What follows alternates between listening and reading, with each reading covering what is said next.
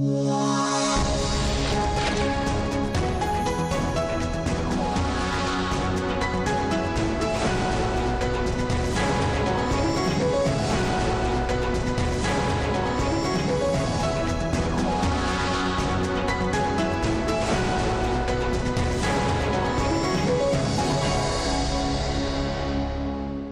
вечер, уважаемые телезрители. В прямом эфире информационная программа «Новости» в студии Туэр Пирзода.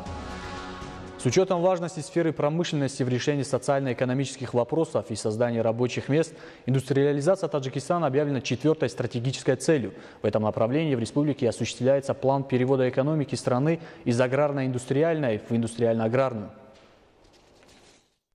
В результате осуществленных правительством страны мер за последние 3 года доля сферы промышленности в валовом внутреннем продукте выросла с 15,2% до 17,3%. С учетом важности сферы промышленности в решении социально-экономических вопросов и создании рабочих мест, лидер нации, уважаемый Эмомали Рахмон, в своем послании парламенту страны предложил ускоренную индустриализацию страны объявить 4-й национальной целью. Принимая это во внимание, глава государства поставил цель до 2030 года долю сферы промышленности в валовом внутреннем продукте увеличить до 22%. Для достижения этой цели необходимо взять под решительный контроль осуществление принятых отраслевых программ и инвестиционных проектов и обеспечить их эффективность и качественность. Поэтому лидер нации, президент Республики Таджикистан, уважаемый Эмомали Рахмон, предложил освободить от налога на добавленную стоимость и таможенной пошлины сырьевую продукцию, импортируемую в страну для переработки и производства конечной продукции, кроме сырья, производимого в Таджикистане, и подакцизных товаров, а соответствующим структурам поручил в течение 1 месяца определить порядок реализации данной льготы. Стимулирующие меры по организации импортозамещающего производства дали возможность за счет отечественного производства обеспечить население основными продовольственными товарами, домашней утварью и стройматериалами и таким образом за 3 последние года снизить на 3 миллиарда самани или 31% объем импорта пищевой продукции из-за рубежа. В текущем году из 20 видов товаров и продукций, ориентированных на экспорт, обеспечено увеличение производства 15 наименований, но неконкурентоспособность и высокая себестоимость продукции некоторых предприятий, несовершенство путей защиты интересов экспортеров за пределами страны все еще не способствуют диверсификации производства и экспорта. Поэтому правительству Таджикистана необходимо наладить выгодное сотрудничество с приграничными странами для расширения экспортных и транзитных возможностей страны, транзитных перевозок товаров и продукций и создания зеленых коридоров. В ходе очередного послания к парламенту страны лидер нации, президент Республики Таджикистан, уважаемый Эмомали Рахмон, также предложил объявить 300 дней реформ по поддержке предпринимательства и улучшения инвестиционного климата. По его словам, данная инициатива предложена с целью дальнейшего поддержания предпринимателей в стране, с целью повышения правовых, финансовых и экономических знаний предпринимателей, оказания помощи в разработке бизнес-проектов и поиску путей их реализации, в особенности для новообразованных субъектов предпринимательства, а также привлечение молодежи к предпринимательской деятельности, правительству Таджикистана необходимо принять конкретные меры для организации в городах и районах центров обслуживания для предпринимателей, которые одновременно будут выполнять задачи бизнес-инкубаторов, подчеркнул глава государства. Эта идея была поддержана и на заседании правительства 28 декабря. Зумрат Файзиева, Дильшоди Хушвак, телевидение Таджикистан.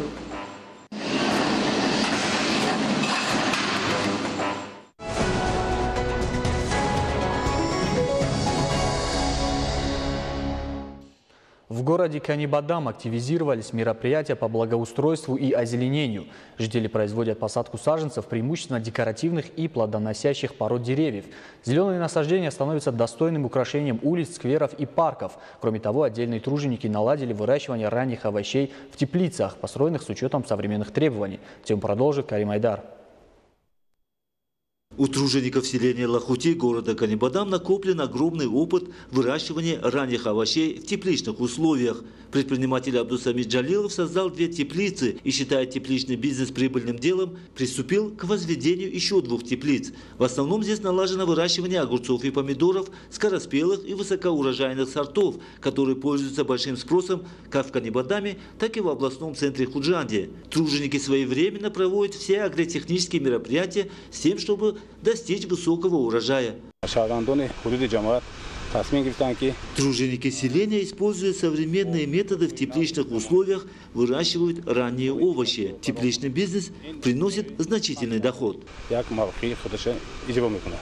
Кампания по посадке саженцев в Сагдийской области в самом разгаре. Коллективы организаций и учреждений города Канибадам стремятся внести свою лепту в облагораживание городских улиц и парков, а также территорий вдоль автомобильных дорог. В эти дни труженики создают сад на площади 45 гектаров, большая часть из которой будет составлять абрикосы. Здесь также будет создан сосновый бор.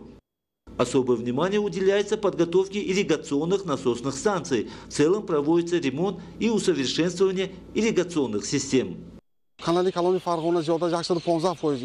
Подготовительные работы на Большом Ферганском канале выполнены в объеме свыше 115%. Ремонт гидросооружений также выполнен в полном объеме. Карим Хайдар, Рано Азизи, телевидение Таджикистан.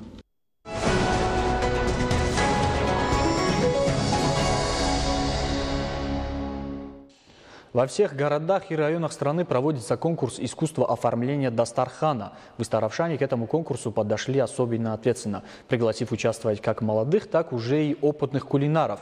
Ведь жители этого города с древних времен славятся своим гостеприимством и традициями украшать дастархан. В городе Истаравшан прошел конкурс искусства оформления дастархана.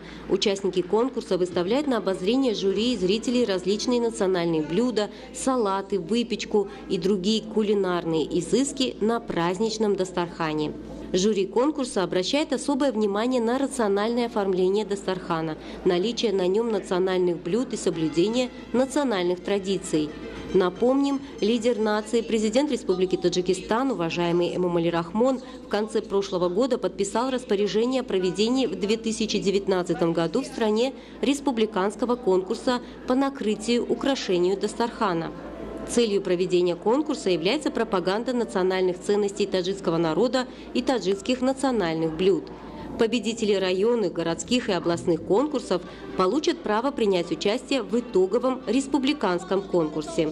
Зумрат Файзиева, Дильшоди Хушвак, телевидение Таджикистан.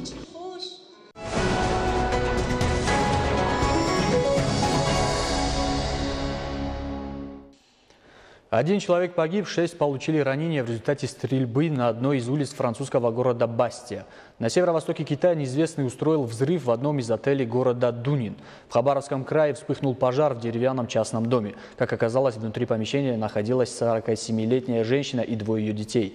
В некоторых регионах США столбик термометра, как полагают синоптики, опустится до минус 53 градусов по Цельсию. Об этих и других событиях в мире более подробно в блоге зарубежных новостей.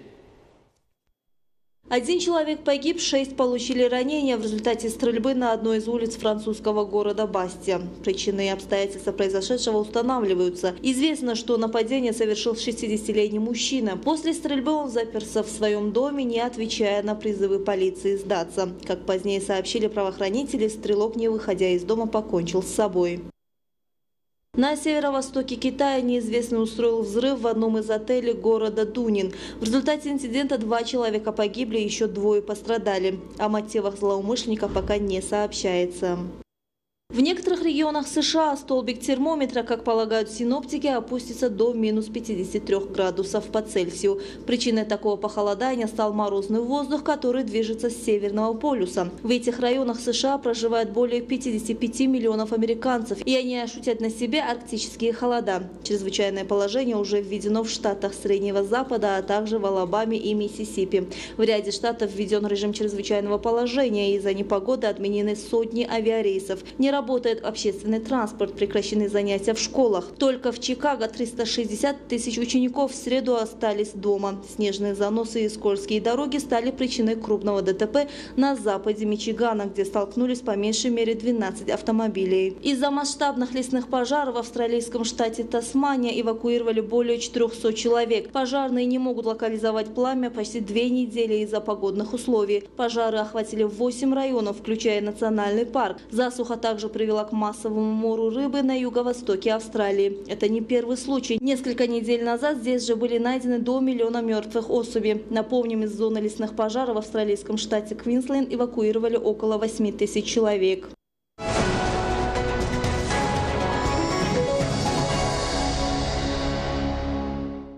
Уважаемые телезрители, это были главные новости к этому часу. О развитии событий в 20:30. Будьте здоровы!